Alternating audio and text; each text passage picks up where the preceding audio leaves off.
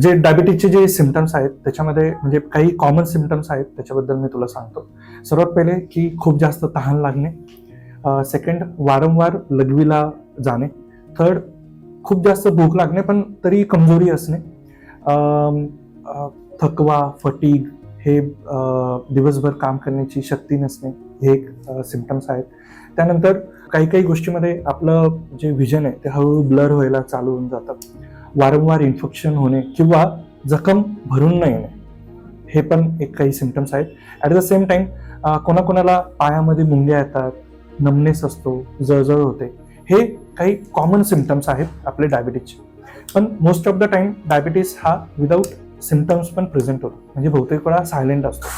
तर ह्यामध्ये कसं करायचं की जर आपलं वजन वाढतंय, आपलं लिपिड प्रोफाईल डिरेंज आहे, फॅमिलीमध्ये डायबिटीजची हिस्ट्री आहे, सोबत प्रेग्नन्सीमध्ये डायबिटीज तुम्हाला जर झालेला असेल, तर अशा वेळेस जरी सिमटम नसतील तरी तुम्ही डायबिटीजचं जे रेग्युलर चेकअप आहे ते करून घ्यायला पाहिजे.